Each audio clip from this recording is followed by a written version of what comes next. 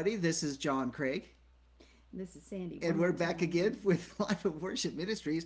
Been carrying on and talking, and yeah, the mic was muted. But it's good to be back, and it's good to be with you. We've just came out of a snow event, and we have some, actually, according to the city, we had record-breaking snow. Yes. So there we go. And it's good to be inside and warm, and I hope it's warm where you are, and I hope you all are safe, because much of you also have received cold and snowy all the way through the weekend as it heads to the East Coast. But anyway, it's good to be with you all, but we got a good Torah portion ready for y'all today, and so I'm excited to dig into that, and I pray that it will be inspiring and challenging and refreshing and renewing and all of the good stuff that goes with the Torah portion. Let's pray. Father, we just bless you today, and we honor you, we thank you for calling us to gather with you, that we're gathered from so many different places across this nation, across this, around the world, and that, Father, that we look forward to hearing what you are saying to us. Let your word speak to us. Let your spirit speak to us. Give us eyes to see and ears to hear of what the Spirit is saying to the congregation, and that we be awake and ready and fully armed and dressed with our armor, our gear on, ready to go forward and move forward in your kingdom. Mm-hmm. And that is that priestly garment. That's what the gearing up is, mm-hmm. to be able to go forth in this world that we're living in. Father, we just bless you and honor you in the name of Yeshua. Amen. Mm-hmm. I always think about that, in so much in churchianity, they always like to say the full armor of Yah, and they always show a picture of a Roman soldier. And I mean, which I guess is okay for the sake of the illustration, but in reality, and we've taught here at Life of Worship, is that when you look at it, it's the garments and the accessories of the high priest, and that's what we are to be. We are to be like the high priest, or kings and priests, a royal priesthood, and so therefore, when we armor up, but the concept is there, because armor, all too often people take it, well, it's priestly garments. They don't consider themselves in battle. And in reality, we are in a battle. We are in a war, more than a battle. We are in a war, and in order to fight in the war, you need the proper garments on. So, yes. And which is, for when we talk about that, what is the sword of the Spirit? It's the word of Yah. What is the breastplate of righteousness? It's that which is that which protects the heart. Well, what protects the heart? The word of Yah. When we got the belt of truth. Well, what's the belt of truth? Well, it is the word of Yah. When it's talking about, all these different concepts, it all takes us back to the word. And honestly, it takes us to the one who protects us. And that is taking on the full armor of Yah, as being fully and clothed and dressed in the Most High. So, let's go to Genesis chapter 47. And would you like to read chapter 47? Oh, let's ask if anybody else in the room wants to read. So anybody online want to read? Oh, sorry, we can't hear you. No. But we can see you text. All right. Oh, do you want me to just read 47? Okay. Yaakov lived in the land of Egypt 17 years. Thus Yaakov lived to be 147 years old. The time came when Israel was approaching death, so he called for his son Joseph and said to him, "If you truly love me, please put your hand under my thigh and pledge that out of consideration for me, you will not bury me in Egypt. Rather, when I sleep with my fathers, you are to carry me out of Egypt and bury me where they are buried." He replied, "I will do as you have said."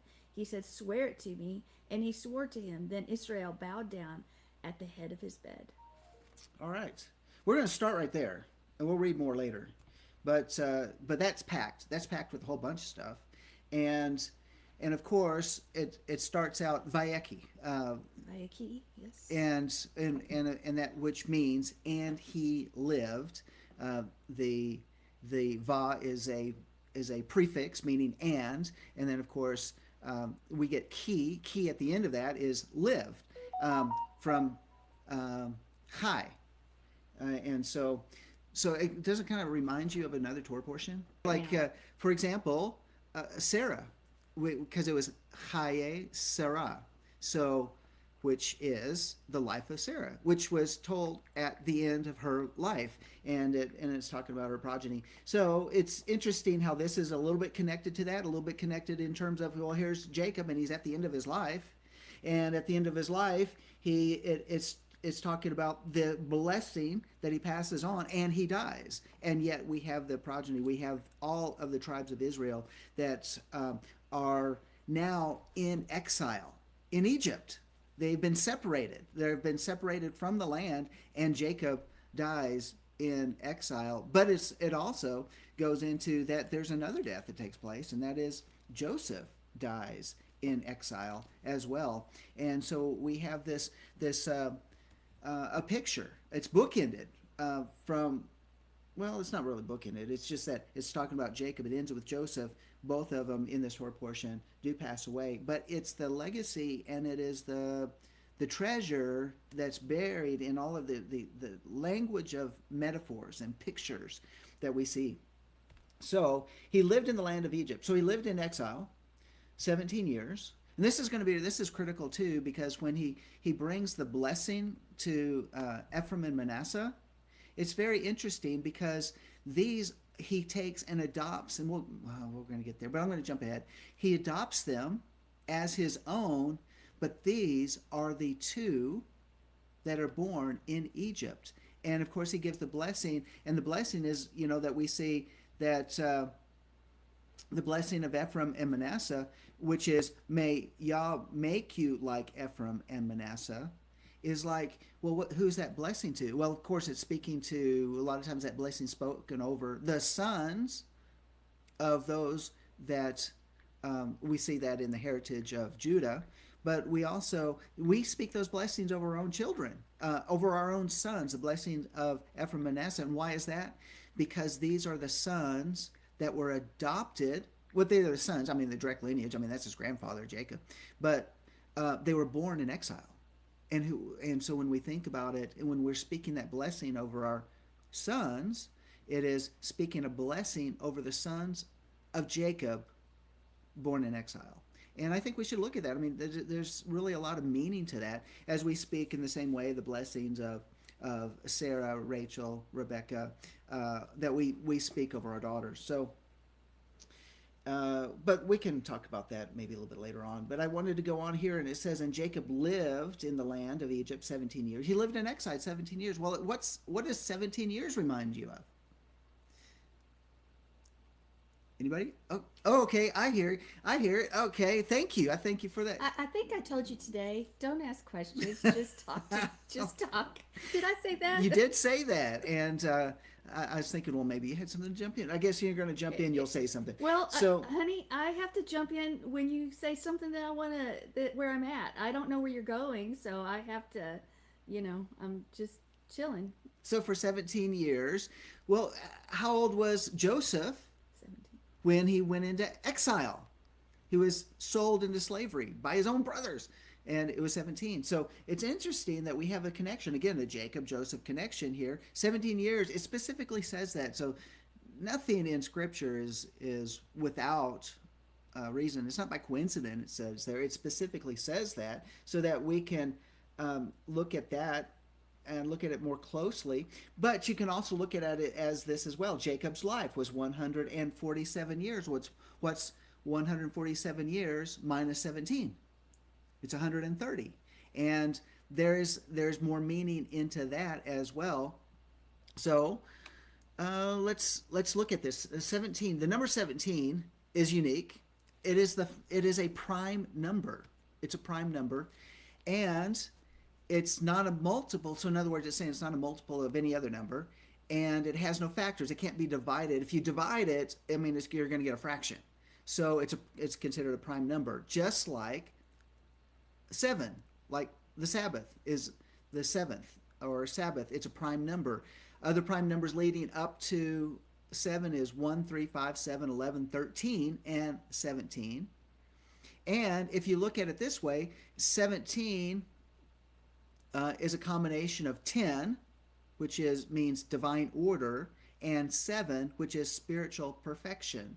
So when you think about Joseph, it was 17 when he went into slavery, went into exile. It was Yah's divine order and a picture of spiritual perfection. Something was happening that was pointing to a divine work that was being done in Joseph's life that would ultimately bring a culmination that here's Jacob and all of his sons living in Egypt, and now it's been 17 years that have passed on. So 17, this prime number, the perfection of spiritual order is another way to see it.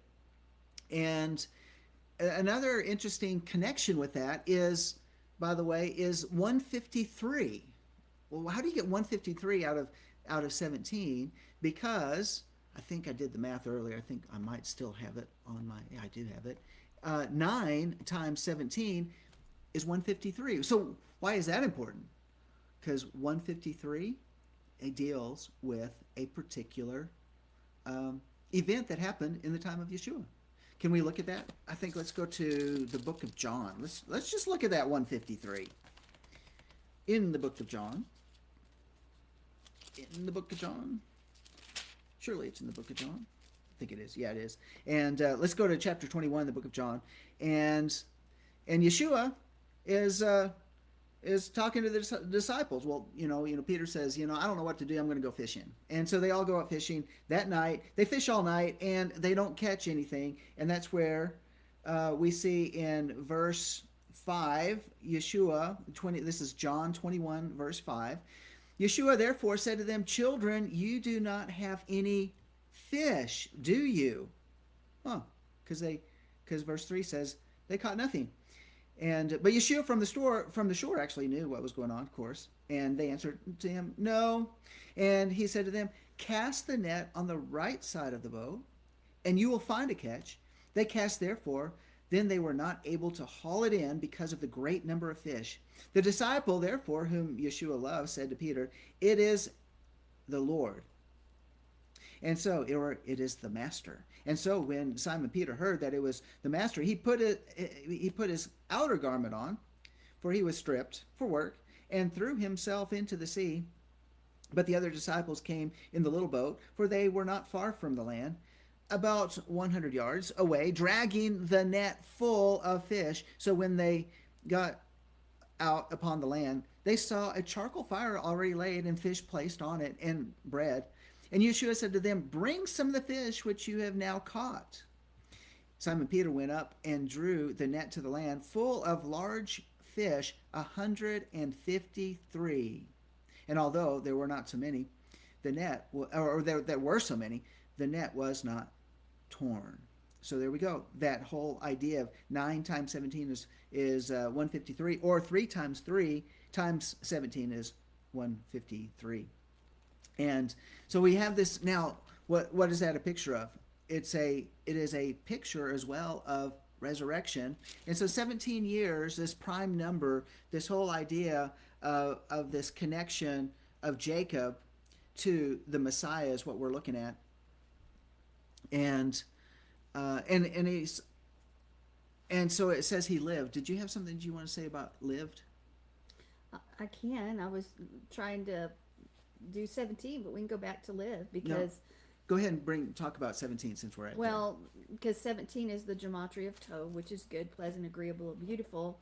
But it's also more than that. It's the term that's used when we look at the creation story, and it connects us to something good, something beautiful, because it's functioning in the way it was created. So creation is good when it's functioning as it was created to function. We are good, Tov, when we are functioning as we are supposed to function. So we have this picture with 17 when this Tov together. So the rabbis teach that because each species was created with the words of Yah is good, that it was that what was created owned its and sustained its existence to good and Tov. And that's part of its essence. So it was created to be Tov, to function it was as intended to. And to cease to be Tov would mean that it would cease to exist when you connect that 17. So there we as people have this tendency not to walk in Tov. We walk more in the inclination of evil because we're not functioning in our purposes. So you see that connection there. 17, Joseph was 17 years. What's good about 17 years? Well, it's time for the blessing. It's time for the seed to spread forth. It's time to go forth and take back what the enemy has stolen. So go ahead. I can jump to live. Though. That you just reminded me of something, so I got to look it up. But read the comments. I think there was a couple of different comments. It's interesting. Beryl said, "Well, it just turned 117 when we started talking about it. Sorry, 117 in Tennessee." And then Connie said something as well. It's interesting that it was that Joseph spent the first 17 years of his life with his father Jacob, and then the final 17 years of his life with Jacob. 34 years. Book ended. Yeah. In a way. Yeah, I think that's pretty cool. And there's going to be pregnant silence. I know it is. You're looking stuff up. I am looking something up live because when you said that he gave the definition of Tov, it reminded me of the song the Bill Gaither sang, something beautiful, something good. All my confusion he understood, and all I had to offer him was brokenness and strife, but he made something beautiful in my life. And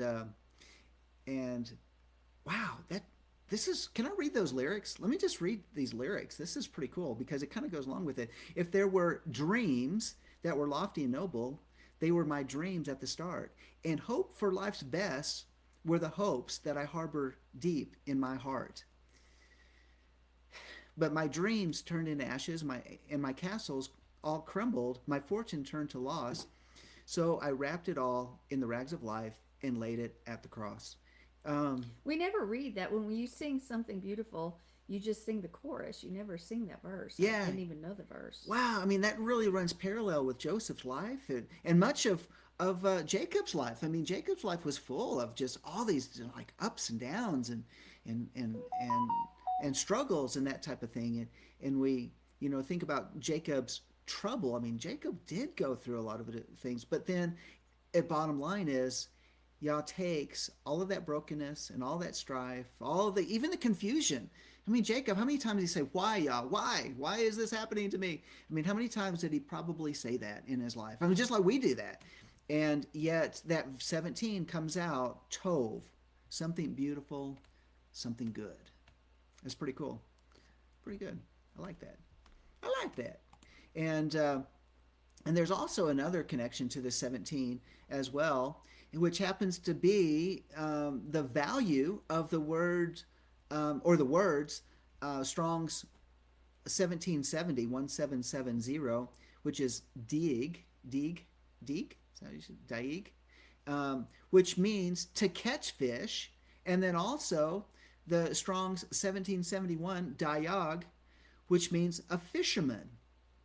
So when we put this in the picture of what's coming up with that from Manasseh and being in exile and all that, it means to fish, as in terms of fishing for the exiles of Israel, to bring them back to their homeland. Let's go to that. Jeremiah 16:16. I always like. I know a lot. Everybody seems to know that verse, but I think it's worth repeating. Because there might be somebody listening that's like, I haven't heard that before. So let's read it together. And Jeremiah 16:16 says, behold, I'm going to send for many fishermen, declares Yahweh. And they will fish for them, daig. They will fish for them. And afterwards, I shall send for many hunters, and they will hunt for them from every mountain and every hill and from the clefts of the rocks. For my eyes are on all their ways. They are not hidden from my face, nor is their iniquity concealed from me. And I will first doubly repay their iniquity and their sin. And because they have polluted my land, they have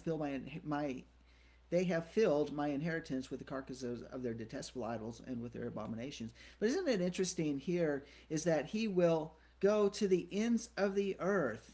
O Yahweh, my strength and my stronghold and my refuge in the day of distress. To thee the nations will come from the ends of the earth and say, our fathers have inherited nothing but falsehood, futility, and things. You can read it on from there. But it's interesting that Yahweh, there's a connection to the 17.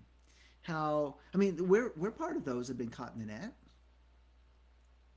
You know, that picture because of the resurrection. We might even say that if it weren't one for the resurrection, we have 12 sons of Jacob, which does give us a comparison of the 12 apostles who went out as fishermen.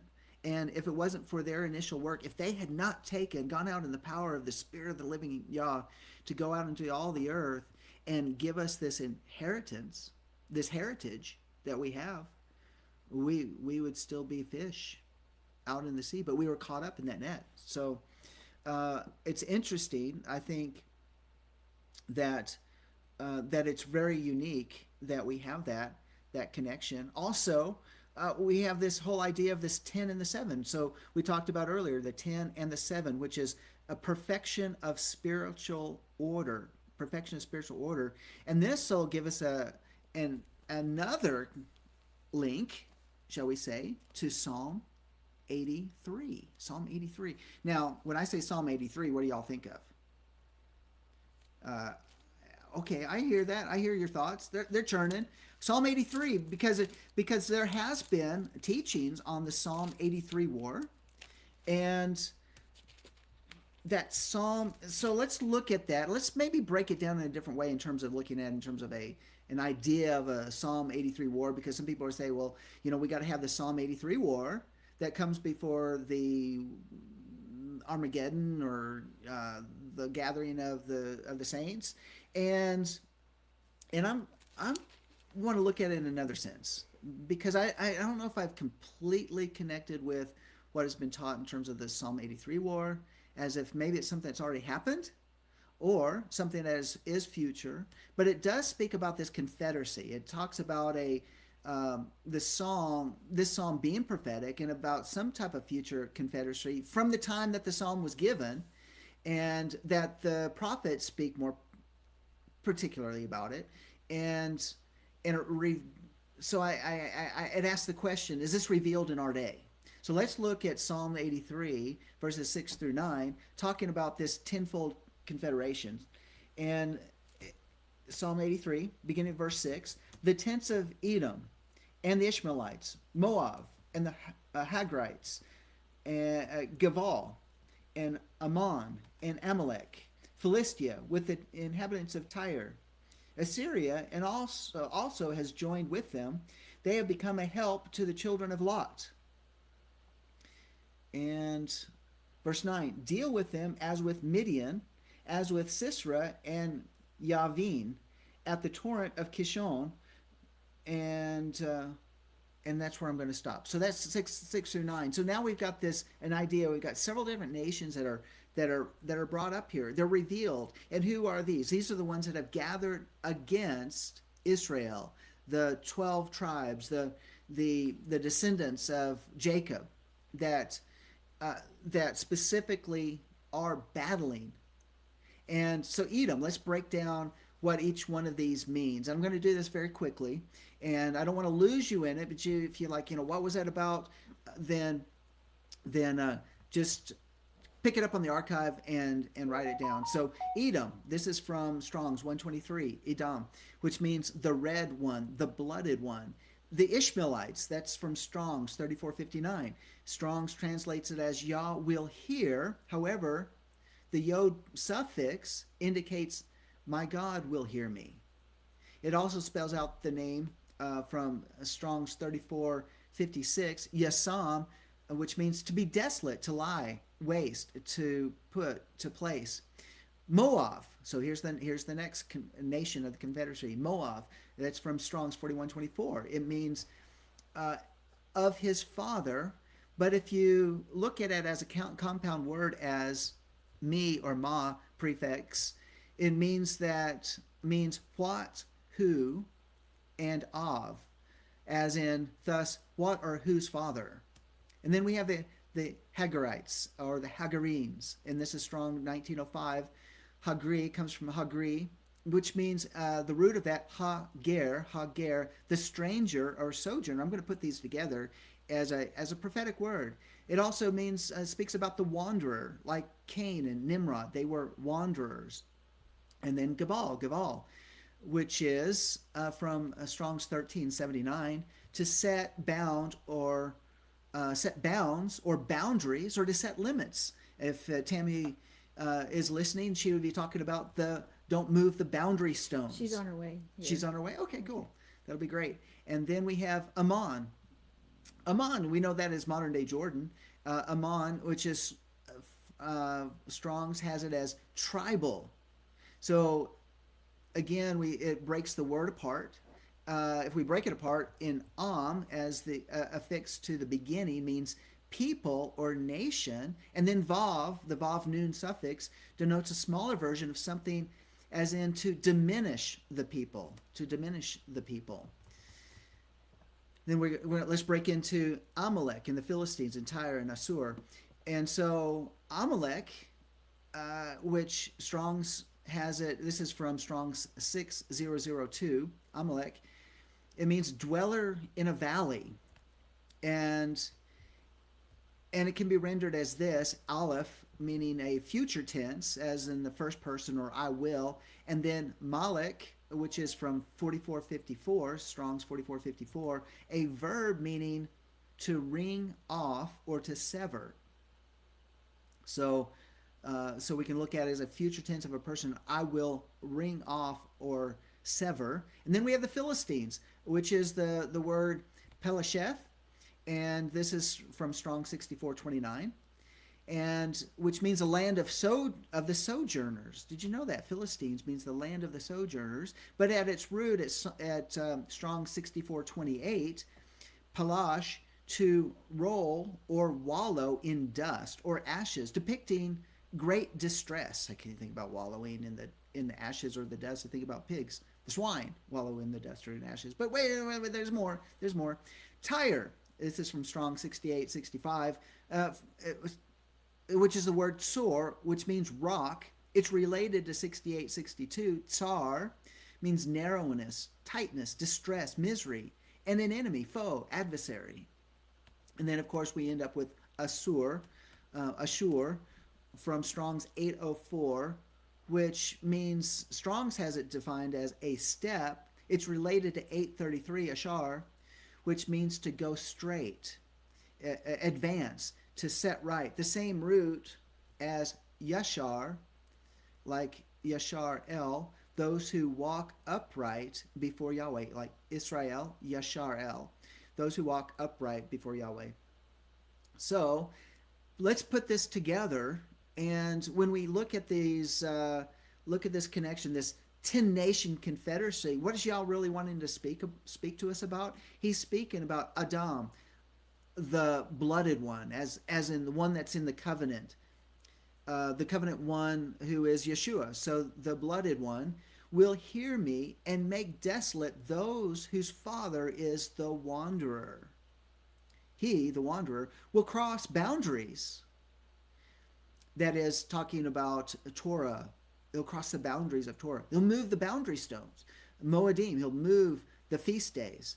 So he, the wanderer, will cross boundaries to diminish the people, who will wring him off and sever him, causing great distress to those who would be an adversary to the upright people before Yahweh. And who are his upright people? Yasharel, Israel. So I think that's kind of interesting that we see this prophetic word in the name of these nations that want to cross the boundaries. They want to move the boundary stones. They want to change the times and the seasons. They want to change the Moedim. They change the dates. They want, and in doing so, they want to diminish the people. They want us to diminish the true people of Yahweh. And you think about who are the true people of Yahweh? Those. It goes beyond any type of bloodline. It is those who've been grafted in, because everyone was cut off from the tree, and therefore that gives the right to anybody who will dedicate their lives to Yahweh, who to be grafted back in, and that is Those are the people of the covenant. And so, though they may be severed, and there may be great distress from this would-be adversary, the upright people before Yah will be brought back in together with him. They are the upright people. They are Israel. And I think that's what that first part is. And then there's the second part of Psalm 83 that connects us to this. Remember, that was the 10. That's talking about the 10. And going back to what did we say about what 10 is? 10 is divine order. Divine order. And then we have the other connection of the 7. So let's look at Psalm 83, 10 through 12. Psalm 83, 10 through 12. It says here, who were destroyed at Endor. So it was talking as with Sisera and Yavin at the torrent of Kishon, who were destroyed at Endor, who became as dung for the ground, make their nobles like Oreb and Zeev, and all their princes like Zevah and Zalmunna. So let's look at another part of this in terms of 8 through 12. The 7 enemies which have been destroyed in the days of old. So now we have enemies in the future, which we just talked about, that would come up and rise up against those who've been grafted back in.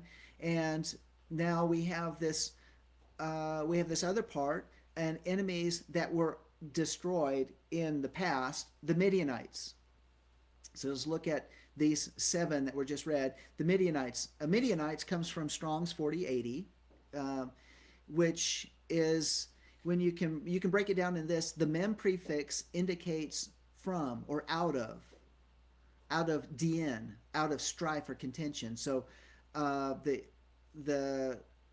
these are the people that are from or out of strife and contention. Remember what the Midianites did to Israel, and they brought their strife into the camp, and there was a plague that came as a result.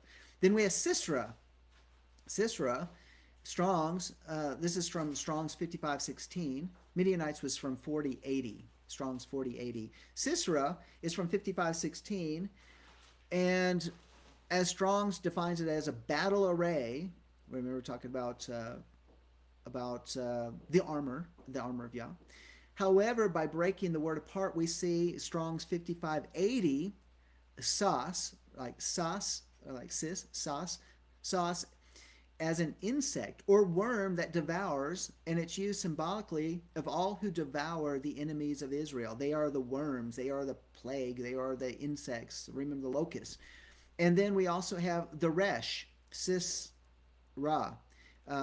the resh aleph ra'ah, meaning to see. Thus, we see the devouring of Israel's enemies, the devouring of Israel's enemies. So Sisra comes down to those who devour Israel's enemies. Yavin. This is from Strong's. We're going to put this together like we did on the last 10. Yavin, 2985. Yavin. Strong's has it as whom Yah observes. Well, in Strong's 995, which is being, it means to discern, perceive, observe. It's a cognative 997, Strong's 997, bane, which indicates between or among. So keep that in mind. We're going to get back to it. So hold on. Hold those thoughts. Orev. So this is from 6159. So Orev and Zeev. Remember Orev. So that's Orev. Strong says it as braven. And it has a variety of meanings based on its consonant roots. So Strong 6148 means to exchange, to take as a pledge. 6149, to be sweet or pleasant. Strong 6150, to become dark or evening. 6151, to mix, to mingle, to join. And then 6152, it is Arab, like as in Arabia. So Zeev. So this is Strong's 2062. The wolf. It means wolf. It's closely related to 2077. Zava with the hay, added indicates a sacrifice to slaughter or to kill. That's interesting. Interesting.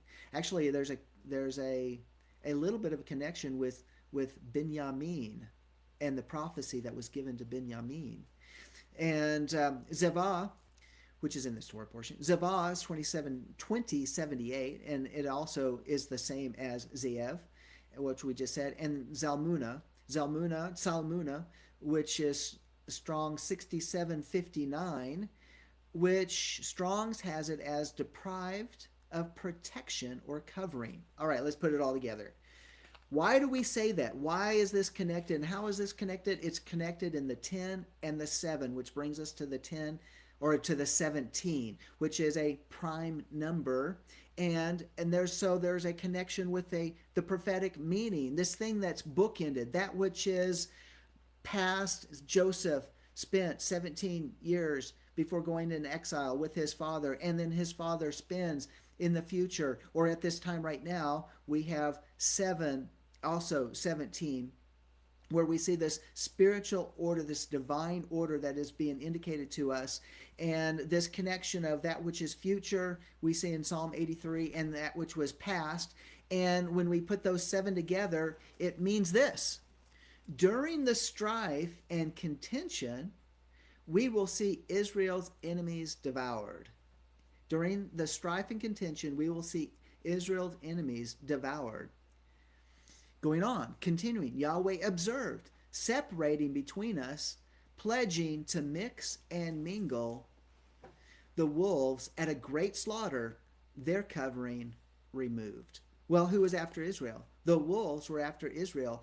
And what happens? At a great slaughter, their covering is removed. So when we think about all of these enemies of Israel, the enemies of Midianites, their covering was removed. There was a great slaughter. Sisera, his cover was removed. He was an enemy of Israel. He was slaughtered. Yavin and Orev, they were destroyed. They were killed. Zeev, Zavah, and Zalmunna, these were all enemies of Israel. Their covering was removed. And though they would bring strife and contention against Israel, Israel's enemies were devoured, and Yahweh watched over Israel. So I thought that was interesting. I thought that was a really interesting connection. So let's go back and let's get back to the Torah portion. Let's look at another aspect here in the first few verses, where we have that Yaakov lived in Egypt for 17 years, and that the length of his life was 147. We have a concept. We'll get there as well. We have another concept, and that is when the days drew near that Israel must die, he called his son Joseph and said to him, Now if I found favor in your sight, please put your hand under my thigh and deal kindly and truly with me. Please do not bury me in Egypt, but let me lie with my fathers. You shall carry me out of Egypt and bury me in the burial place. And he said, I will do as you have said. Then he said, swear to me. And he swore to him. So Israel bowed his head on the head of the bed. And now we have this. So we have a concept. Where are you going? We have a concept of Joseph's dream. Remember Joseph's dream about how even his father would bow down before him? And even the words that Jacob says to his own son, he says, if I found favor in your sight. That is one who finds himself as a subject to one who is of greater authority. If I found favor with you, please let this be granted of me.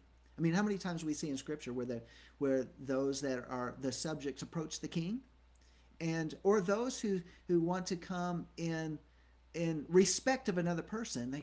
Didn't Abraham say something like that? If I found favor in you, let me have this cave, but I'll buy it from you. And so this idea of drawing near, that Israel is requesting of his son Joseph, even to the point of saying, put your hand under my thigh. You know, that whole idea. The same thing that Abraham said to his servant. He said, I put your hand under my thigh. Promise me that you'll go into the land and bring back a bride for my son Isaac. Promise me, swear to me that you're going to do this. You'll carry this out. And what did the servant say? He said, I will do it. I'm going to do it. Why? Because it's the whole idea of the preserving this lineage, preserving that which was in the past, connecting the past to the future. That I think this is, do you think this, in and of itself speaks to Joseph in terms of that here he's been in exile. It was on purpose. And yet what did Joseph request about his bones? Joseph requested that his bones would not be left in Egypt, but his bones too would be brought into the land. And so when the Exodus began, what did they do? They gathered Joseph's bones and they returned him to Shechem. And Shechem, there was a connection with Shechem. I don't want to jump ahead in terms of what I was thinking about. Well, are you going to stay on the oath, or what are you? Okay. So I do want to say this because we're talking about boundaries, and how all these nations that come against Israel are trying to move the boundary stones. We can say we can think about it in terms of the current situation in the Middle East. They want to move the boundary stones.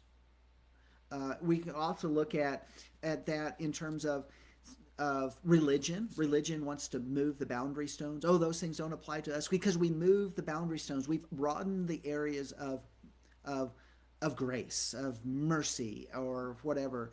But Shechem also brings us that connection of Mount Gerizim and Mount Ebal, where they were to speak and call out the blessings and the curses from either side. But it was Shechem where Joseph went to before he was taken into slavery and before his brothers sold him to slavery. But he went to Shechem. He went to look for his brothers at Shechem, and he wanted his bones to be brought back to Shechem.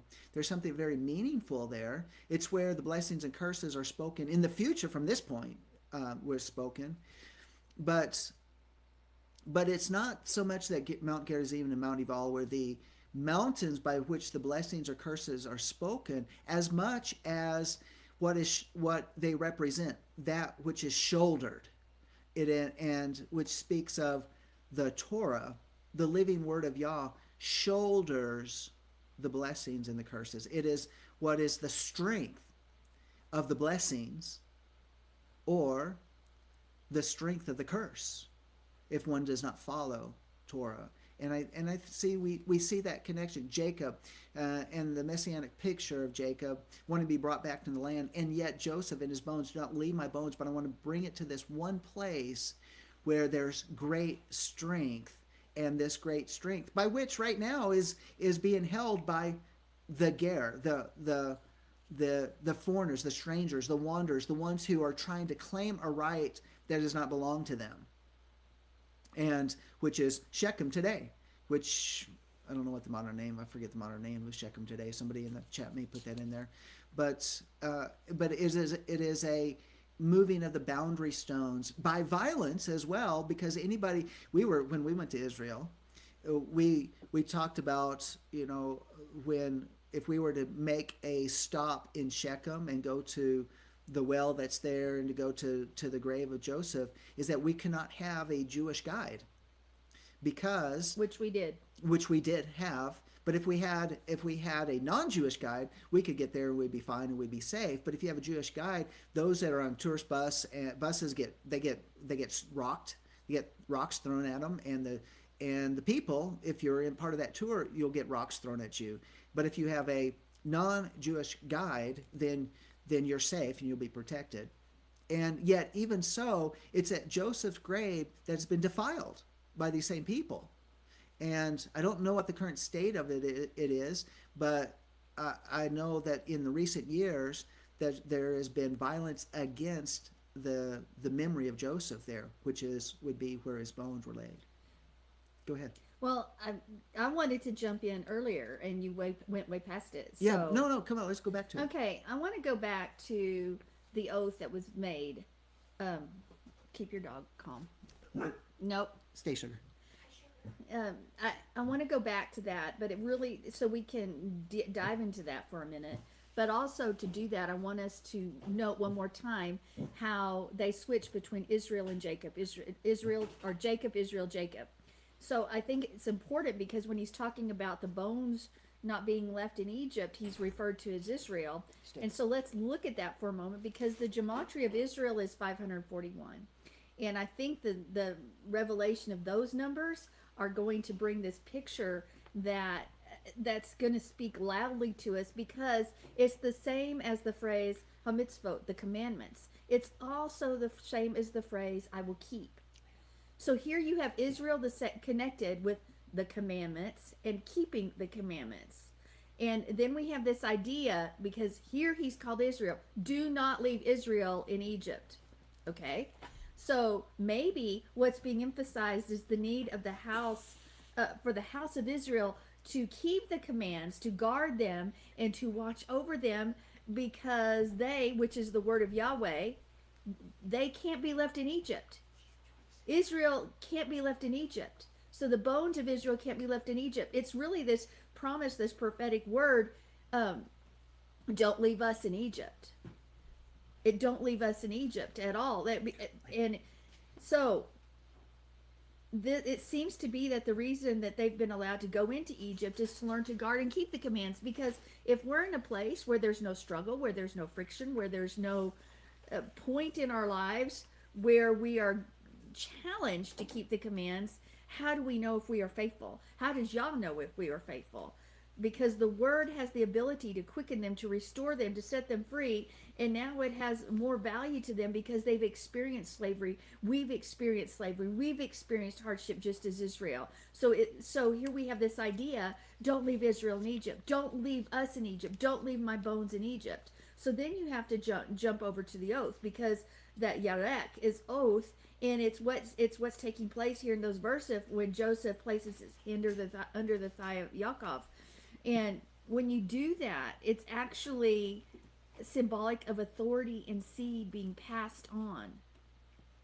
So Joseph himself has this, when he puts his hand under Jacob's thigh, it's symbolic of Jacob's authority and Jacob's seed being passed on in this covenant. Jacob is passing the seed of Yah and the authority and the responsibility that comes with it, and charging Joseph to keep the Torah alive in his house. And in reality, that is also the job that Joseph had before he ever went into Egypt. So it hasn't changed, but now it has a much bigger picture. We have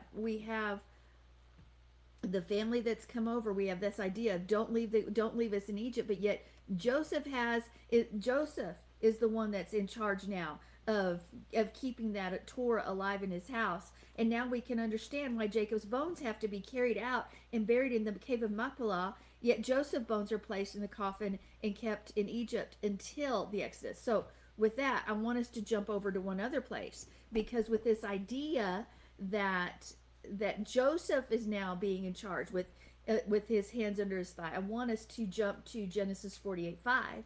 And it says, and now your two sons who were born to you in the land of Egypt before I came to you in Egypt are mine, which is Ephraim and Manasseh, and they shall be mine, as Reuben and Simeon are mine.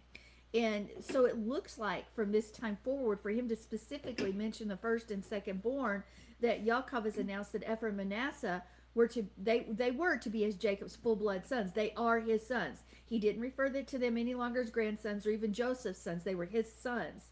So even with their mother being who she was, Jacob considered Ephraim and Manasseh his Hebrew sons and part of his bloodline, and they were to follow the covenant. Now remember, they are also Joseph. So in doing this, Yaakov announced this prophecy over Joseph's future descendants, those returning to their full inheritance in this time, that that are returning to the house of Israel even today, that they are considered full blood sons of Yaakov, not adopted, not orphaned, or Gentile or pagan. Their returning remnant is 100% full part of Israel, and Israel is not to remain in Egypt. And it's really almost like when he says, as Reuben and Simeon are mine, because Reuben and Simeon were Leah's, they were Jacob's first and second. So effectively, he elevated Ephraim and Manasseh to the first and second born status, so to speak.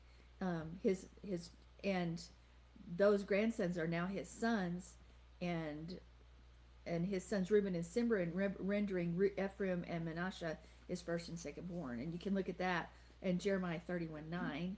In fact, we should just go there real quick. Jeremiah 31:9. Which is Jeremiah 31, verse 9. With weeping they shall come, and by supplication I will lead them. I will make them walk by streams of water, on a straight path, in which they shall not stumble. For I am a father to Israel, and Ephraim is my firstborn. Okay, so now we have this repositioning of his children, just his grandchildren, as his sons, just as we had this sort of idea with, well, not sort of, where Joseph was carrying the blessing. He was carrying that firstborn status himself. So how's the family going to receive this news? Are the brothers now going to be angry again one more time towards Joseph and these Egyptian-born sons? Because when Joseph placed his hand under the thigh and there was this transfer of authority, it was legally binding covenant, for the very reason that Joseph's, and I've got to remember that Joseph's brothers tried to kill him. Jacob's declaration bypassed all that sibling rivalry and protected Joseph's children and all the future generations of Joseph from that day forward. So we really should jump in, one of the times do a big jump into Ephraim and Manasseh. But if we really look at it that way, first and second born, that Joseph had the responsibility of bringing the Torah and keeping the Torah to all of Israel. And we have this picture with that is our job. And as we discussed last week, have we been doing that? We have been bringing Torah to the nations.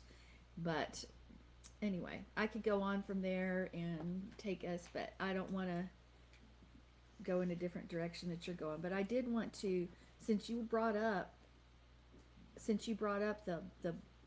the oath that they made and the bones, I wanted us to realize that those bones do not leave Israel in Egypt, do not leave us in Egypt. We are not to remain in Egypt. And remember, we've got to go back to that, is that Egypt is the world. Don't leave us here in the world. Don't leave us here in Babylon. Well, that really goes along also with going back to Jeremiah 31, where it continues to read, "Hear the word of Yahweh, O nations, and declare in the coastlands afar off, and say, He who scattered Israel will gather him, and keep him as a shepherd keeps his flock. For Yahweh has ransomed Jacob, and redeemed him from the hand of him who is stronger than he." And it goes on, it says, "And they shall come and shout for joy in the height of Zion, and they shall be radiant over the bounty of Yahweh, over the grain and the new wine and the oil, and over the young and of the flock and of the herd. And their life shall be like a watered garden, and they shall never languish again." And there's more to that. Jeremiah 31 is awesome chapter of hope and encouragement. So, check that out as well. There's something that Rabbi Joseph Sarfati in Yad Yosef in the 1617 commentary, he said this: "It is the nature of everything to draw near and to cleave to its root and its source. For this reason, the time of death of the righteous one is described as drawing near, as if they had a desire to return to their root and to draw themselves near to their source. our parents and their parents before them had a great yearning to be brought near to the land of Israel, for there was the root and the source of where they were formed. And so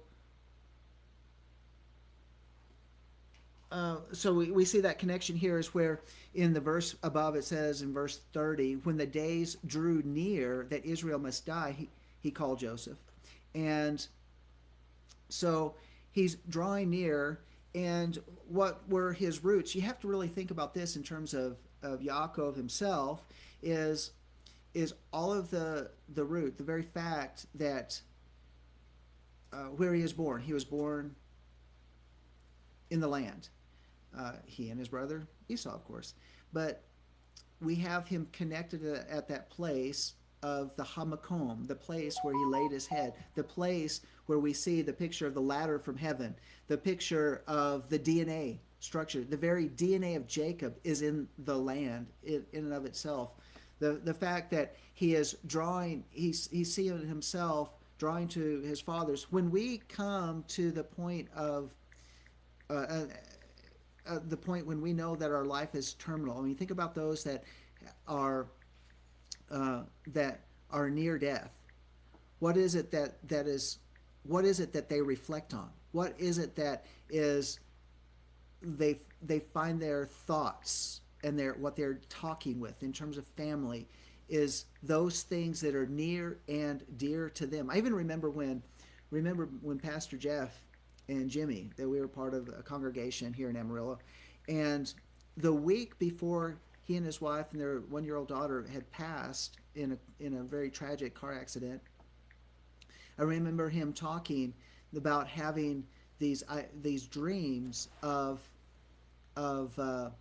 heaven, and talking about the significance of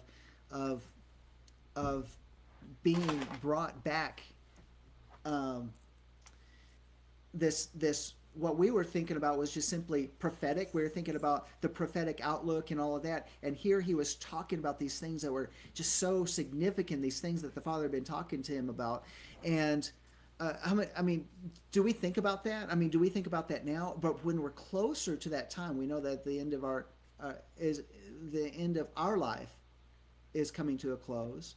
What's so important to us before we cross over into the eternal life, and so this idea of drawing near to cleave to its roots and to its source, here we see Jacob is saying, look, it's not only that I have my roots in the land, but this is where my forefathers are, Abraham and Isaac, and they're buried at the cave of Machpelah, and they're buried at the place.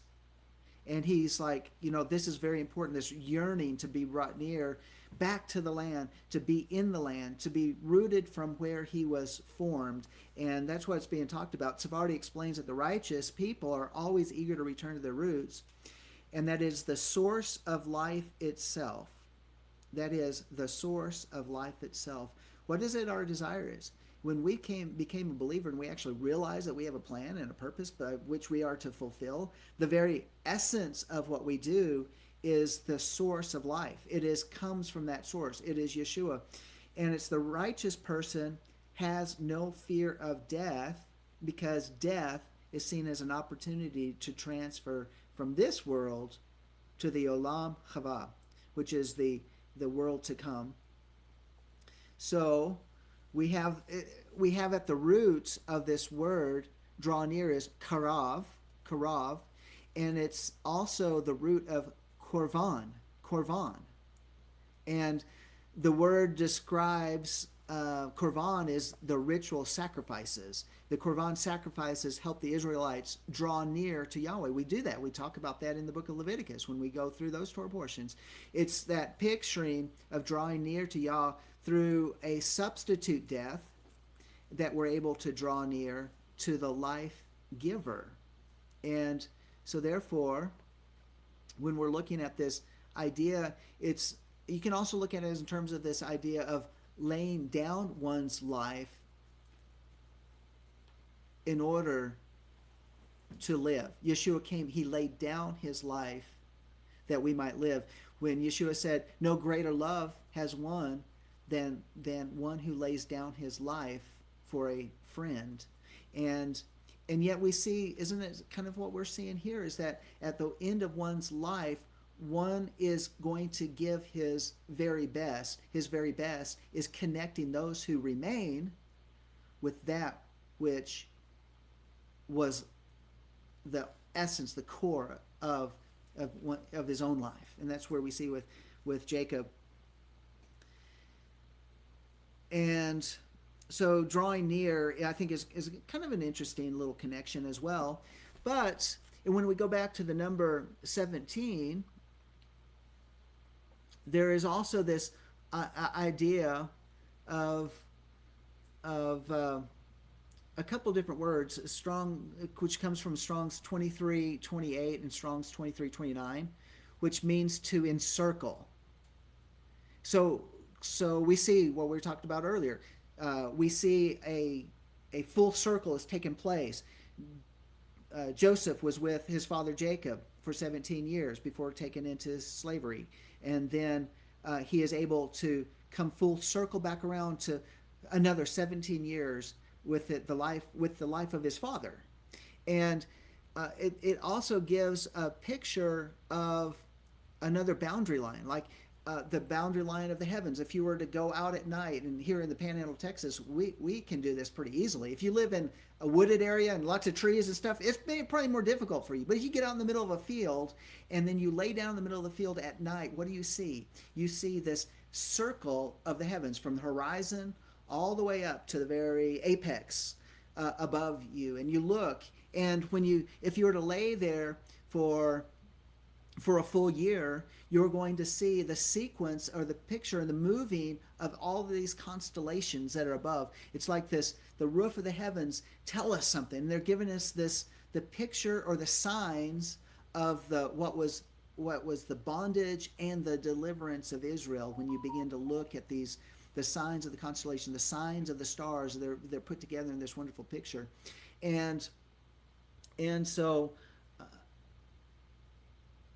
I think that we see this area, and in verse 30 says, "But when I lie down with my fathers, you shall carry me out of Egypt and bury me in the burial place." And he said, Joseph, "I will do as you have said." Isn't that something that what that phrase, I will do, didn't we have that? Oh, that was in a Torah portion, the prior Torah portion. I will do. I think it had to do with Jacob. All right, let's go on. I just had a thought about that, but I don't have that reference in front of me. Let's go on, and it says, what is it about this burial place? The burial place. This comes from burial place. It is the word kaver. Kaver. So I'm going to look it up in mine because I don't have the Strong's reference, but I do have my reference. And my reference is 69:13. So if it happens to be Strong's 69:13, great, but I don't think it is. But it is in my reference Bible. And I looked it up earlier, and I thought that was really cool because it gives us a little bit more of a picture of the meaning of this burial place. Why is this significant? And,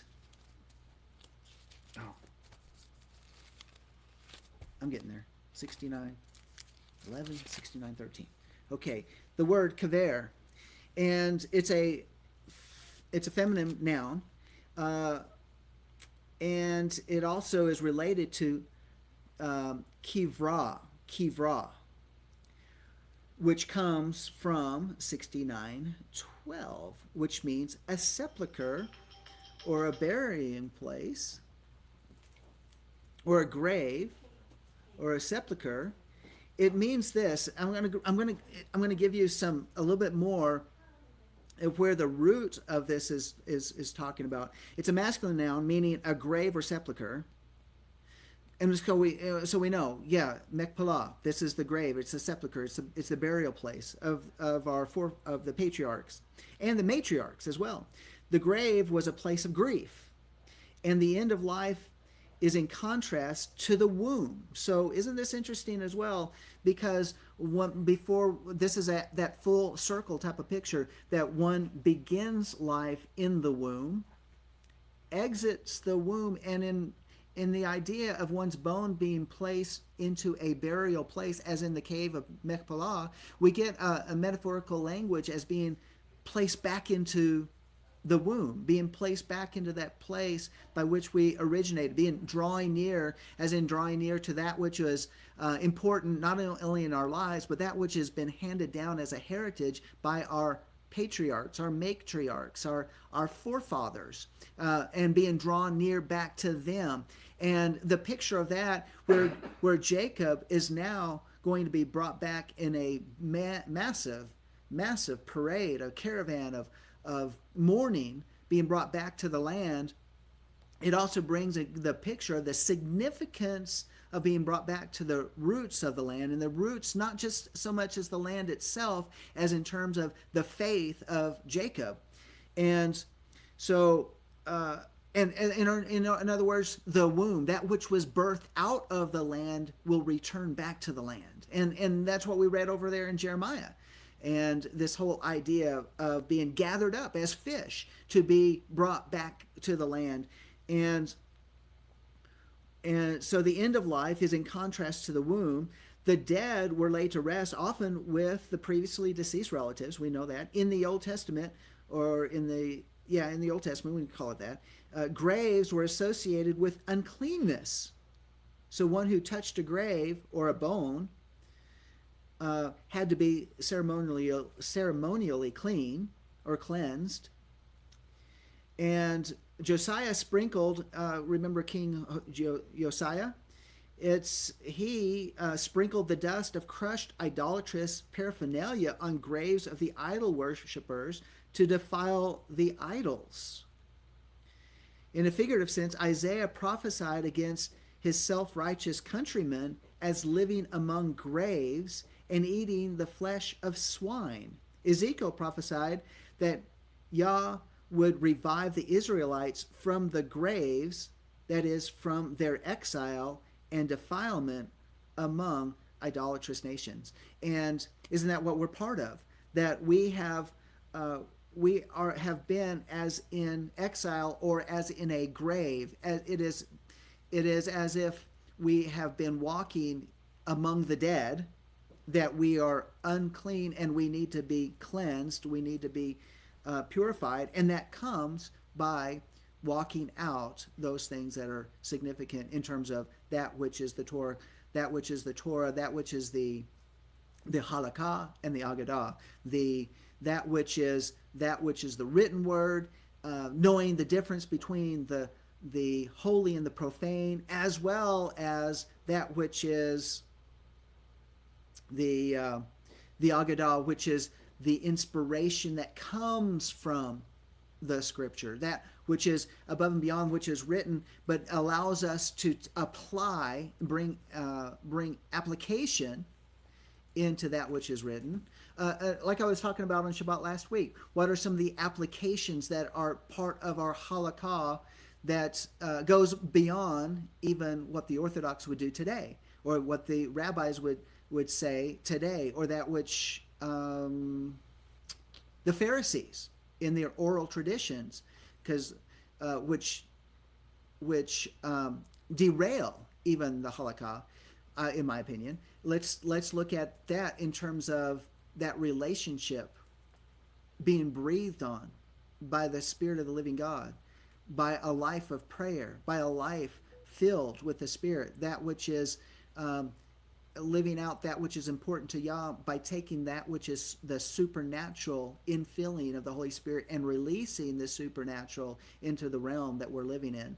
These are all part of the halakha that we would recognize today, that go above and beyond, and yet are fully and perfectly in line with Scripture. And why does that do? Because it separates us from those that are walking, well, as Pastor Sandi preached the message, the walking dead. Those that are idolatrous, those that are walking with mixture and all of that. So those that don't follow Torah, those that or they are still walking among the beasts as opposed to walking upright like man does. No, they're just the walking dead. You're not following the word, then you're not. And they're not human, and they're like the beasts, like we talked about that, which happens on the 6th day. And so I thought that was really interesting, this whole idea of kaver, which is related to the word kavra, talking about the sepulcher, and which a lot of times is often a memorial, but we don't memorialize that which we have come out of, that which we have separated. We were once dead and now we are alive in Messiah.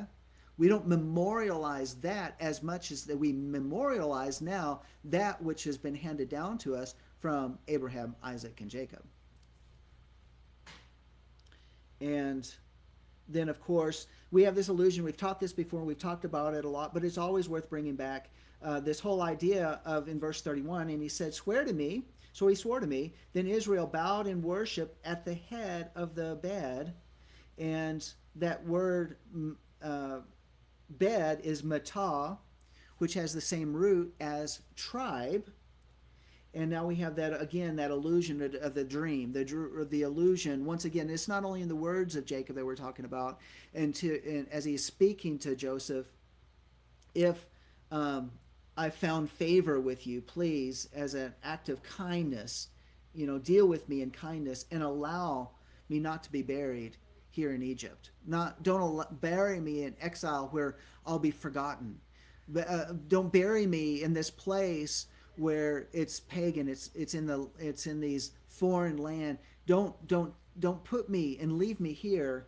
But with this whole idea of respect, he bows down in worship, as it says, at the head of his bed, or as an illusion of he representing not only the patriarch of his 12 sons, but is also as one who is the head of the tribe, but also bowing down, where we see one who is bowing down before a royal officer. So, okay. Sorry, it's people that are deciding to come for services. Oh, people are coming? Yeah. Nice. Jack and Sissy and Jonathan and maybe Joy. Yeah, that's excellent, because the roads are slushy and they're getting better. So that's what the phone calls have been. Sorry. Well, it'd be great to have them. How are we doing on time? Oh, we're moving right along. Are we going to get there? Are we going to get to everything we need to get to? Depends on how fast you talk. It depends on how fast. I know, really. Talk. Okay. And if I interrupt you. And, yeah, that's right. He said, yeah. That's right. Well, you wouldn't be the only one. There's two of us here to interrupt today. That's why I moved away from all my stuff so he could have the show. Well, it's not that it's necessarily that I have to have that, but okay. But input is always appreciated, because it's. You have to breathe and tell us what you're going, where your point is, so we can input. Yeah. I was just checking it. Are you checking the? I want to make sure that we're not missing any comments that we'd like to also bring into the discussion. Okay, let's look at. Where did I want to go? Hopefully not left field. Not left field. Yeah, right. Center would be better. Okay. Bob wants to see you make a snow angel. Is that one you want? I bet you. He would go down into the drift. We'd lose him in the drifts out there. I'll tell you. Some of them are almost knee high. I got a workout shoveling yesterday. Our granddaughter probably made some snow angels. I'm sure she started on Thursday. Yeah. I'm sure she makes. Remember, she wanted to go out in the snow when there was like 4 or 5 patches of snow ice that was in the ground earlier this week, and that's all that was there. She took off her pants, said she wants to, and had shorts on, wanted to go outside and play in those few patches. Children. Oh, that's okay. They had school started, and we cooked. I suppose we were going to feed the normal students. And parents started calling, can we come get our kids? The principal and assistant said, if you feel like you need to go ahead and come. Did everybody pick them up? They all got picked up. Well, they ended up posting on Parent Square and told staff school was closing early. I think the last student at my school was picked up around 2:30ish. So I didn't have to do any snacks, but I stuck around to make sure I didn't have to have snacks for kids for after school program, but I think they canceled that too. Well, let's go on and let's look at, well, just quickly, not that I want to spend much time on the blessing of Ephraim and Manasseh, as much as, we have that the younger is blessed, got the firstborn blessing over Manasseh, and we know that But that is tradition. Yah searches the heart, and he generally, that's the pattern that Yah does. But there's something that we don't see recorded in Scripture, and it's interesting that it would not record it. But I also would think that this is a reflection of what actually happened. Is that it seems that in this blessing that, and this is really kind of something that maybe we need to really take heed of, is that one did not seem to get upset or be vengeful against the other. Manasseh didn't get upset about his younger brother getting the blessing. Which is different than the previous generation. Yeah, and yet Ephraim did not flaunt it in front of his brothers, saying, "Look at me, I got the bigger blessing." And so we see that this relationship is absent of that jealousy and the arrogance, and yet these are the characteristics that have plagued the family from the beginning. I mean, think about all the other brothers. There was this rivalry, this family rivalry, the brother rivalry about one over another, and even Reuben, he doesn't even get the firstborn blessing, and because he's kind of mixed up, he messed up with his father's wife, and he. But not only that, he didn't speak up to go and save Joseph. He was wanting to do it, but he didn't do it. He didn't have the courage to do it. And the firstborn is supposed to do that, and he lost that blessing as a result of that. And there's more. And there's definitely more than that. But if you stop and think about it, Joseph was the victim of that. So he probably, raising his two sons, went above and beyond to make sure they didn't have the reason to have that jealousy. That's a really good point. That's a really good point. Because if you really stop and think about it, their father was that victim, and he probably made a vow to himself that if he had kids, he would make sure that did not happen. Yeah, it's a really good point. Excellent point. So. Yeah, Terry jumped right in there. She says, well, maybe Joseph taught them that way. So you guys are tracking together. Well, we have been on the phone frequently this week, so... There you go. So Isaiah 11:12 has this. So now we're jumping all the way over to chapter 49. And where it says, and Jacob summoned his sons and said, assemble yourselves that I may tell you what shall befall you in the days to come. So this word, assemble yourselves or gather yourselves, come and gather. This summoned his sons. In other words, Jacob gathered his sons and he said, gather yourselves. He's talking about come together. We're gonna talk. And this is really connected to Isaiah 11:12, where it says, he will set up a banner for the nations and will assemble the outcasts of Israel, and gather together the dispersed of Yehudah from the four corners of the earth. Also the envy of Ephraim shall depart, and the adversaries of Yehudah shall be cut off. Ephraim shall not envy Yehudah, and Yehudah shall not harass Ephraim. Now, right now, that's not been fulfilled. That does connect us what we read earlier over in Jeremiah chapter 31, and I think in Jeremiah chapter 16 as well, and in terms of this gathering, this assembling. And this idea of right now, we're not seeing that. Do you realize that we're still living in a time that there is jealousy and envy among the brothers? And so we have this rivalry that's going on, and which has to be resolved. And I don't know how this is going to get resolved other than Messiah has to come to resolve it. I would have to say this: when Yehuda, that since what was it, around the 40th year, between the 40th and the 60th year in the first century,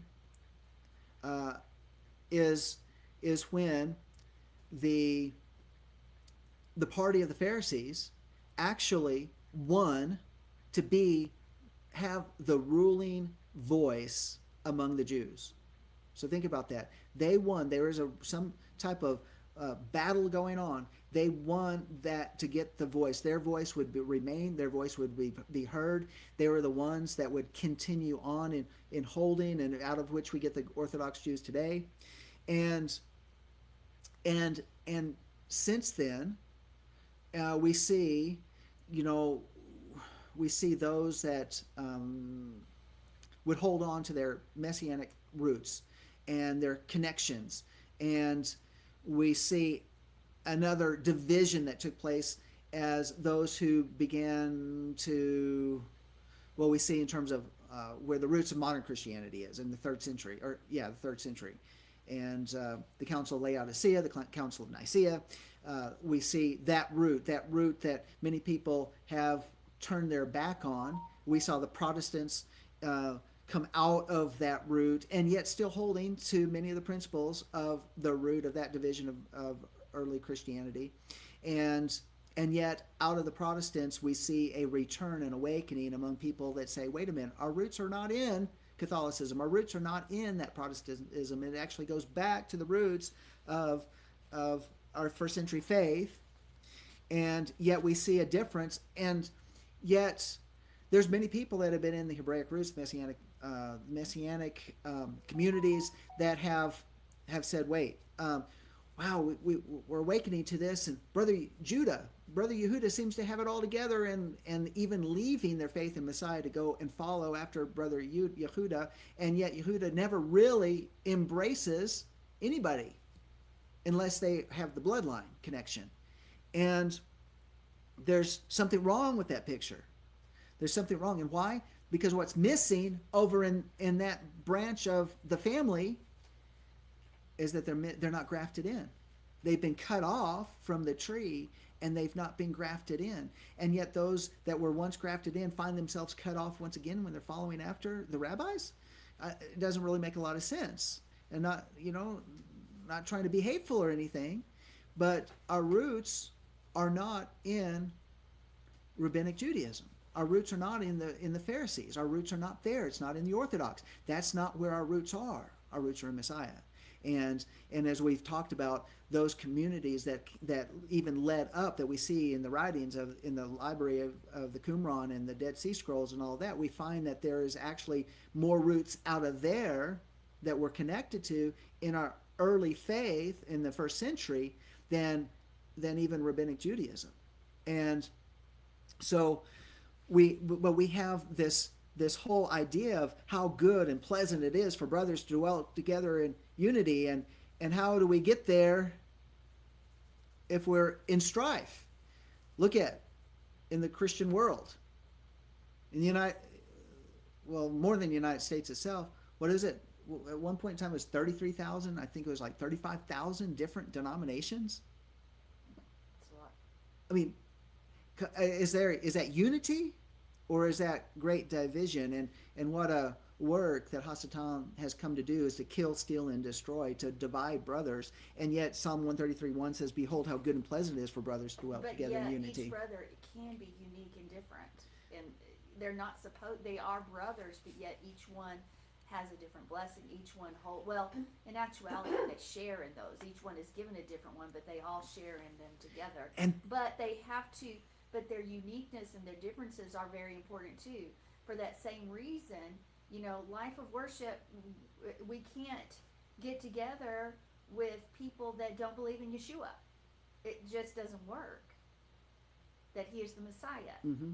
So we are different than our brother. And it's important because... Or spirit-filled. We are a spirit-filled congregation. If you don't want anything to do with the Ruach, if you don't believe that in healing, if you don't believe in the infilling of the Ruach, then what happens is what we experience in our own services. You can feel when somebody that is against what you believe walks in the room. So by that very token, to dwell together on that and meet together and join together would literally cripple the power and the anointing and what is supposed to be done. And what's been crippled a lot in our faith as a community is the fact that there's such unbelief like that. But And- the majority of the community is like that. Yeah. The majority of the religions don't believe in the Torah. They don't believe in the Spirit. They don't believe in following the commands or the testimony of Yeshua. It's a pick or choose, a combination of those, but not all three. So to put all those together, everybody can be unique, but to have this thought that everybody needs to come together in one group and worship, it just doesn't work. Well, here's the element that I see is that, and it makes a good point, is that we know that there's a principle of the lowest common denominator. If you're doing fractions, It's always going to go down. you're doing fractions, you're always reducing it down to the lowest common denominator. But when it comes to faith, we cannot reduce it down to the lowest common But denominator. that happens. And because, in other words, things are going to be cut off in order to bring similarity. And we've not been called to be clones. We've been called to be this beautiful faceted diamond. And there's so many different ways to look at it and so many different beauties. The fact that Torah, every time we come through these cycles and we do every Torah portion, there's so many different facets that we begin to look at and begin to focus on. And it brings out another element of beauty. And so dwelling together in unity is not dwelling together like clones. I think about that, what is that movie, I, Robot? And you have this warehouse full of identical looking robots. Well, One of them was programmed different. one was programmed differently. It was, and but there's all of these robots. We're not supposed to look like that. We're not supposed to look like. We're supposed to be multi-faceted, individually and as congregations, all building up the body of Messiah, that all are rooted and grounded together and grafted into the same tree, and bearing much fruit. And that's the other thing, is it has to bear fruit. It's not bearing fruit, it's going to be cut off. And sadly, those that depart from the faith, in other words, they depart from the faith and they begin to follow Yehuda in the Orthodox Judaism, have now cut off the life, Yeshua, and now have cut themselves off from the tree. And if they remain in that condition, then they will be burned up in the fire. And that is from the very different words and the parables that Yeshua gave us, is that they're good for nothing. Life has been drained out of them, and then they're good for nothing. So we have Jacob's invitation in 49, in Genesis 49, and where it says all of his sons, and an invitation for all of his sons to gather for this parting message. And it seems like it's a mixture of praise, critique, and blessing, but maybe it all is blessing. Maybe it's all in blessing. And so in 49:1 it says, and Yaakov called his sons and said, gather together, which is ha-asfu, gather together, ha-asfu, that I may tell you what shall befall you in the end days. Come together. So we have gather together and then come together. And this is hekaptsu.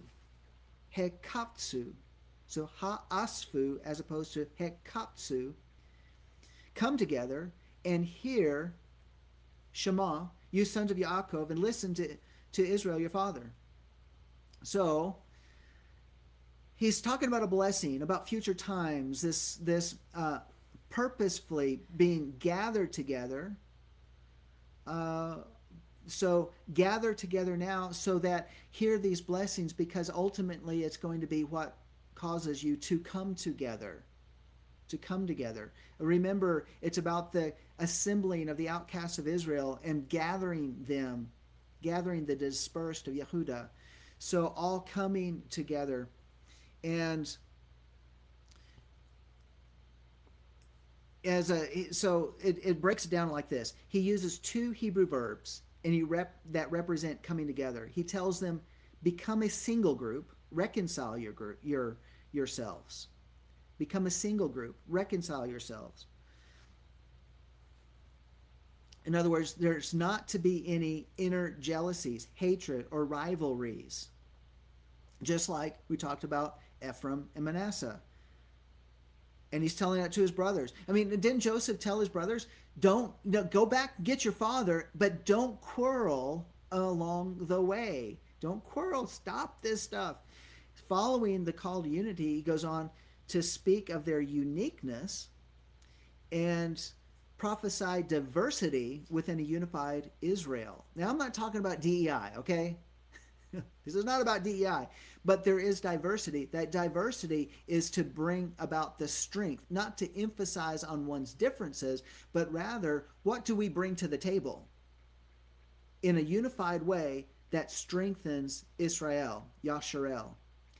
And so this is the picture of the chosen people in the end days, that a nation cannot function unless these tribes are all unified. Okay? So Mark 3:24 says, if a kingdom is divided against itself, that kingdom cannot stand. And if a house is divided against itself, that house cannot stand. So how crucial is unity, being one in the end times? Again, diversity bringing strength to the table. This is the problem with DEI today. It divides people. It doesn't bring strength to the table. It brings people that are even incompetent. Look at the Los Angeles fires right now. Look at the mayor and the fire chief. Did it do anything to help preserve life and preserve property during this fire? They started the fire. What are you talking about?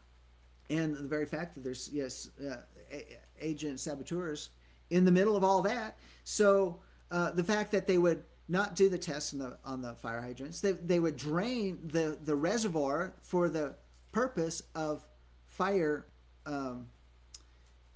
fighting, would just tell you that they didn't build new ones like they were supposed to. They didn't build build the money for it. Right? They did all these things. Well, it's incompetence. So I'm going to tell you this: it's more than incompetence. It is complete sabotage against the lives and the property of the people in their own county that they're supposed to protect. It's a greater picture here, and I choose not to believe that it's incompetence, but they do. But the greater powers that be do put people into power that are incompetent in order to fulfill the greater purposes. But going on, Genesis 49:28 says, so skip further down in chapter 49. All these are the 12 tribes of Israel, and this is what their father spoke to them. And he blessed them, and he blessed each one according to his own blessing. So the very fact that he says, I'm not cursing you, even though what we would read as that sure doesn't seem very nice that he's saying that, because that if you read it on the surface, it doesn't seem to make a lot of sense as being a blessing. But in essence, he blessed them, and he blessed each one according to his own blessing. If we read it, it's like, man, he's subjecting some of these guys to a worse condition or a life that is not good. But is that what Yaakov did? Did he not love his sons? Sure, he loved Joseph, but did he not also love his other sons? These are his boys. Yes, he did.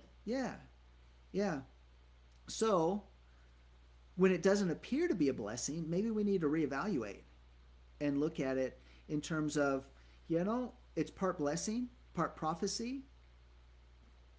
We might look at it as even part settling of scores. I mean, look at Simeon and Levi, Shimon and Levi. You would think that, wow, they're going to be split up. They're not even going to have their own land. That seems like a bad thing. Well, they sure didn't want them together because they're explosive. So there's some wisdom in all of this. There is a rabbi, and I bring these rabbis up because what they do say is it helps bring light in regards to what their commentary is. And he notes that, however, blessings are not like possessions, which have an objective value. They're independent of their bearers. Rather, a blessing is defined by what a person makes of it. So we're familiar with the idiom, a blessing in disguise. So consider a person who missed their plane, only to hear later that the plane crashed. Or to be rejected by a job offer, only to be offered a much better job a few days later. So Yaakov speaks to the strengths and weaknesses of each of his sons. In doing so, each son has a choice of working with these known tendencies. How each son receives the message and applies it will determine whether or not it's a blessing. So, or Hakayim comments in Bereshit in Genesis 49:28, says, according to his own blessing, a blessing which match the inner traits of his soul and his actions. For every soul has a particular virtue. It may be the priestly service or the majesty of a monarch, the crown of Torah or physical strength, wealth or simple good fortune. Yaakov wants his blessing to bring out the inner nature of every son. He blessed them. He blesses them as a collective, for the particular blessing of every one of the brothers will help all the other brothers. When one brother has particular virtue, a small amount of that virtue will reach each and every one of his brothers. So now think about this. Isn't it true? Each one has his own unique blessing, and it's to bring to the table. So they all can participate. They all participate in the blessing. They all have their role. They all have their place because Shimon needs Judah. Judah needs Issachar. Issachar needs Zebulun. I mean, each one relies upon the other. The very fact that let's give some examples here, because they're unique and they all contribute to the family as a cohesive unit. Let's look at what seems to be a curse with Simeon and Levi in 49:5. It says, Simeon and Levi, or Shimon and Levi, are brothers. Instruments of cruelty are in their dwelling places. Let not my soul enter their council. Let not my honor be united in their assembly. For in their anger they slew a man, and in their self-will they hamstrung an ox. Cursed be their anger, for it is fierce, and their wrath, for it is cruel. I will divide them in Yaakov and scatter them in Israel.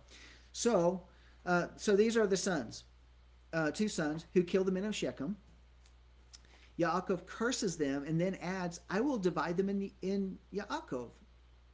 I will divide them in Israel. Rabbi Hirsch describes the motives which prompted Simeon and Levi to the action of family pride. Remember what they did? They were protecting the honor of their sister, Dinah. So this family pride is a sense of dignity of the Israelites and unwillingness to see their sister disgraced or to be taken advantage of. So that is a blessing to Israel. This is a strength that they bring to the table. So these motives can be good when implied in moderation. And so in their fierceness, in other words, it can be a curse. But in moderation, this is a blessing to the family. And that's what's being spoken. Jacob's saying, look, you've got this in you. Now we're going to harness that for the family good. So the reason that Shimon and Levi are then split up and scattered in Israel would possibly to tone down their feelings, because they're split up. They're kind of watered down, so to speak, as particular tribes. But they're given responsibilities. We know what happens to Levi. We know what happens to Shimon. But think about this. They're scattered among the other tribes to help the other tribes because of their fierceness, because they are a valuable asset to the nation. They are you would see that fierceness is a strength now that is, when you think about the armies of Israel, I think I would want Levi and Shimon in my battle group, because they would inspire men in faith and in courage. And I mean, Levi, we know, are the Levites. They were the ones that were to guard the temple. They were to guard and protect all of the operation of that which is to be kept in honor and as sacred in all of Israel. As Tammy would say, they were the ones tasked with Keeping the boundaries. the boundary stones, keeping those in place. Torah in place. Let's not push those out or not let the enemy encroach upon those. And I think that's all very, very significant. So that is a blessing. And then as a result of these blessings, that all of the brothers would multiply greatly, and then they would appropriate what Yaakov was pointing out in terms of their inherent leadership. And in fact, every one of them had inherent leadership. When they came out of Egypt, it was the tribal leaders were the elders that were brought together by which they were conferred with. And they would also then bring the message back to all that were within their tribes. And so these are inherent in leadership that we need to also keep in mind. What about Yehuda? Yehuda to be the rightful. How was Yehuda determined to be the rightful choice? This is a very interesting thing as it breaks down. Reuben was the firstborn, but his instability disqualified him. This is what Rabbi Yaakov Beasley says. Beasley. I have a family name, Beasley. Interesting. But his instability disqualified him from serving at leadership. I mean, think about what we talked about him. He was the one that said, well, let's not kill Joseph, but he sure didn't go out and get him out of the well. Even though he had planned to go back and do it. Yeah. Planning is nothing. Planning is a failure in action. And not failing, planning, but not doing is a failure in action and leadership. And then it says, because, and part of what Beasley is saying, their anger was strong and their wrath was fierce. Shimon, because their anger was strong and the wrath was fierce, Shimon and Levi were also deemed unsuitable. So unsuitable for leadership. So that's 1, 2, and 3. Now we get down to number 4. Let's see. In his commentary, the Abrabanel also alludes to events in the future, Reuben's abandonment of the land of Israel and their settlement on the other side of Jordan. Shimon's involvement in the Shittim incident, Levi's sin during Korach's rebellion. In addition, since both of the latter tribes would be scattered among the others, the monarchy would not be suitable for either. I think that's really good insight. The other tribes were rejected, continues Abrabanel, not because they didn't possess leadership qualities, but for practical reasons. The people of Zebulun were traders who dwelled by the seashore, not the center of the country. For that reason, traders, as you know, ones in trade, they could not serve as rulers. Issachar tended towards agricultural pursuits, while Asher preferred material comforts. The people of Naphtali, exemplary in strength and swift as a hind, would make great servants, but not leaders. Dan, Gad, and Benjamin were brave fighters, but not at the head of an army. They were not the brave lion, but the cunning snake and the ravenous wolf. Think about that. Dan, you would be that cunning snake. He's like the guerrilla fighter. I don't know. He's pretty much named everything after himself. Yeah, Dan does named a lot of things after himself in Europe.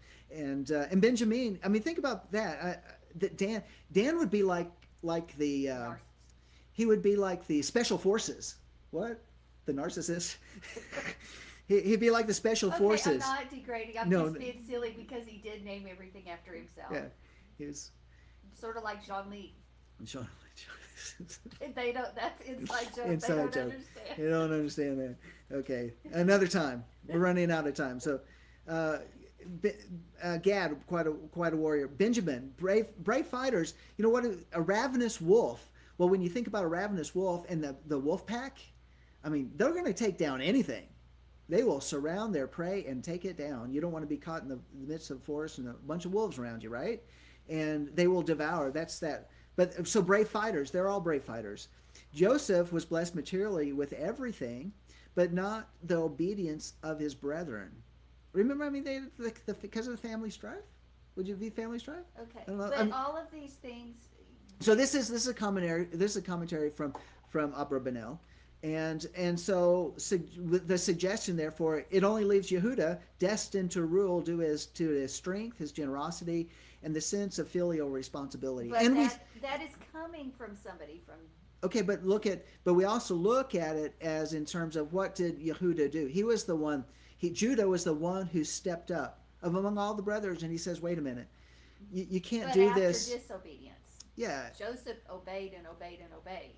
he did. I mean, Judah, he had his whole issue with Tamar. That's what I was like. But not only that, he was the one that wanted him gone. Yeah, he did. So and yet he comes to that place later on in life, in maturity. He wakes up and he comes to, even Joseph's like don't do this to Benjamin. It will literally destroy our father. We do not want to do this to him. We already did to him once. Don't do it again. And so Judah taking the place, right at Reuben's step up, or let alone the number 2 and number 3, Shimon and Levi. I mean, why didn't they step up to the plate? But Judah did, and so we do see that as well. He does take a place of leadership, but we do see in the blessing is that blessing of Judah as well, which is prophetic, which brings forth Messiah, by the way. So it's not about Judah as much as what comes forth from Judah, from his seed line, and that is Messiah. And Messiah, Yeshua HaMashiach, is the ruler, and he is the one who reigns. Yes, yeah. So Genesis 28:14, in your seed all the families of the earth shall be blessed. In your seed, not seeds, but singular seed. And so it is that bloodline that goes directly to Yeshua the Messiah, that therefore all the families of the earth blessed, whether bloodline or not. That's the grafting in. Whether a wild branch or that which was cut off, now being grafted right back in again. Galatians 3:16 says, now to Abraham and his seed were the promises made. He does not say, and to seeds, as of many, but as of one, and to your seed, who is Messiah. So Paul makes that connection, and it was very well. The seed who is Messiah is what Yaakov is most interested in now that he's reached the end of his life. This seed, I mean, think about it. This is the important things. What is ultimately supposed to come forth? Shiloh. That's the promise. The seed is the great hope of the world, and through the seed that the unity of Israel will be accomplished. In his blessing over Yehuda, Yaakov refers to this seed as Shiloh. Now, it also would seem to indicate as well, because what's happened to Yehuda being so strongly influenced by rabbinic Judaism, is they're not the ones that are to bring about the unity. You say, wait a minute, what about that? Well, think about it. It is Yehuda, it is the rabbinic, the Orthodox Jews today that want the world to follow the Noahide laws. Well, what is the crime of, or what happens as the penalty for breaking the Noahide laws? It's death. It's execution.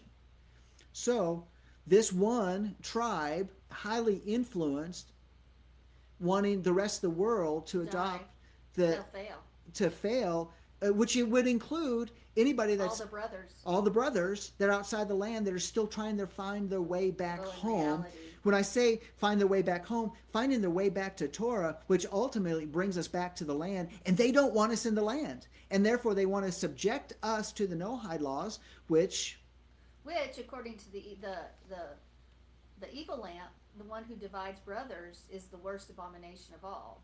Yeah, you're right. Isn't that what the Psalms say? Isn't that what the Proverbs says? That's what Proverbs says.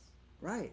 The dividing of brothers is the worst. So we have to pray for great revelation to come to Yehuda, But really, so that they okay, will not face okay, the ultimate so penalty. He's pronouncing death on Joseph again. Yeah. It's really repeating. He's trying. He didn't learn. He didn't learn. Judah is pronouncing by promoting the Noahide laws, because that even is going to include some of Judah. But he's basically going to pronounce death on all the brothers. Yeah. And this is why there has to be a dramatic change in events. There has to be a dramatic change for the return of Messiah, and literally an awakening to the true roots of our faith, and get away from these oral traditions that are filled with death. Shiloh, that's Messiah, shall achieve the obedience of the people to Yahweh. Yehuda's rule over the nations will last till Messiah comes, and the nations will follow him. And the result of the obedience of the people is connected with the meaning of the Hebrew root of Shiloh, shalah, which means to enjoy rest. So, how are we doing on time? We are about out of time. Oh, I'll finish up with this. Matthew 11:28 says, "Come to me, all you who labor and are heavy laden, and I will give you rest. Take my yoke upon you and learn from me, for I am gentle and lowly in heart, and you will find rest for your souls. For my yoke is easy and my burden is light." And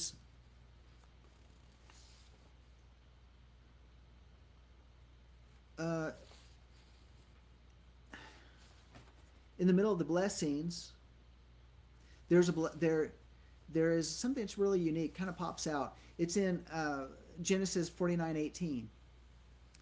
And it says this: "I have hoped for your salvation, O Yahweh." Well, let's break that down. I have hoped, kavah, for your salvation, Yeshua, O Yahweh. And so here, this blessing that's being pronounced in verse 18, after, it's right in the middle. For another way of saying it, for thy salvation I wait, O Yahweh. I have hoped. I am waiting for your salvation. I am waiting for your Yeshua. Because ultimately, what is Jacob doing? He is saying, I'm looking to this seed. This seed that's going to come out of my sons that I've gathered here. This blessing, when they've come together, each contributing to the table, and not because of their weaknesses that they are being excluded, but in an inclusive way, I'm bringing them to the table because each one will contribute to the success of this kingdom that you have planned. This family, this bride, this is representation of the bride in and of itself. And at this time where Jacob, was under no threat requiring deliverance or salvation, and yet he's saying, I've hope for your salvation. Salvation also meaning deliverance, right? He's not under any type of threat. He's living in the best of the land. His boys are prospering in the land of Ramses, is what the scriptures tell us in this Torah portion. I mean, so it's not like they're being pursued or overtaken or having a hard time or anything like that. They endured the famine much when they're prospering. Their flocks are prospering, their families are prospering, and they are multiplying like they're supposed to be doing. When we're getting into Shemot next week, we're going to find out that Egypt doesn't like them prospering like this. Now he's about to die, and it's really not surprising that he's focusing on salvation.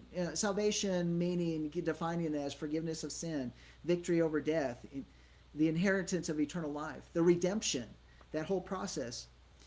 And so what triggers him to cry out after giving this blessing over the tribe of Dan? Dan, he says in verse 17, Dan shall be a serpent by the way, a viper by the path, that bites the horse's heels, so that its riders shall fall backwards. We got the serpent, we have healing, not healing, but we have serpent, the heel, and the suffering. Yaakov, the one who grabs the heel. Yaakov, who who knows that his name literally comes that he was grabbing the heel of his brother so his brother's heel would not crush his head on the way out of the womb. Remember, he's at his death. It's about Who acts wisely. who's acting wisely. He is the grave, another type of womb. He's going full circle. We were talking about the circle earlier. And in Genesis 3:15, remember, it says, I will put enmity between you, the serpent, and the woman, and between your seed and her seed. He shall bruise your head, and you shall bruise his heel. Perhaps Jacob's grip on Esau's heel bruised the heel on the way out. I don't know. It's kind of an interesting thought, metaphorically speaking. So in Genesis, this Genesis verse gives us the promise of overcoming the evil one through the promised seed, and that seed, Yeshua, will suffer, for the heel is bruised. And Yaakov blessed Dan. He might have came out and he said that blessing, for thy salvation I wait, O Yahweh, after giving that blessing to Dan, overwhelmed with the whole idea flooding upon him about the promise of salvation, the promise of Yeshua fulfilling this whole plan of salvation. And what an exclamation he says in the middle of the blessings.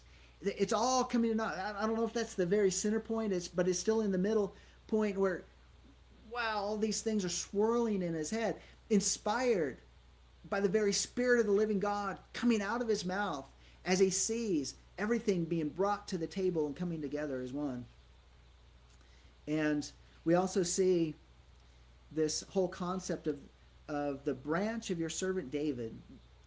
These are the words of the blessing 15 of the Amidah, which says, the branch of your servant David. So this is what they say when they say these prayers in the Amidah. The blessing, or the branch of your servant David, may you speedily cause to flourish, and may you exalt in your salvation. May you exalt in your Yeshua. For we hope, kavah, for your salvation, Yeshua, all the day. Blessed are you, Adonai. Blessed are you, Yahweh, who brings forth the horn of our salvation, who brings forth the horn of our Yeshua. So, maybe these very things that even the Orthodox Jews will say, these Orthodox Jews are saying, these Orthodox, even though they are trying to set us up to execute us all, will even open up their eyes to the very idea or the fact that what they're seeing is that they will see Yeshua as the horn of their salvation as well, and we will all come back to the table again. And so that's it. We're done. We're at the end of the Torah portion, and I want to say thank you everybody who has joined us here today, and as part of the Torah portion. Hope you got something out of it, and there's so much more to study out. Don't stop studying. So we need to say this. What is it? Kazak, Vinet, Kazek. There we go. Be strong, and may you be strengthened as we finish this final round of Genesis. Next week, Shemot, the book of Exodus. We'll be jumping into that, the first Torah portion. Not far from my Torah portion. Yeah. All right. So, well, shalom, everybody. Thank you for being part. Be sure to join us today for encounter service. Our encounter service at 3 p.m. Central Time. And hold on just a second, so I close this out. 3 p.m. Central Time, praise, worship, ministry, message in a second part following that. And don't forget, go to Life of Worship. Amarillo.org if you have a tithe, an offering, a gift that you want to give, and you can see it in the comments on this YouTube video. If you open that comments down, you'll see the link there as well. We didn't pop it up. So until later on, shalom.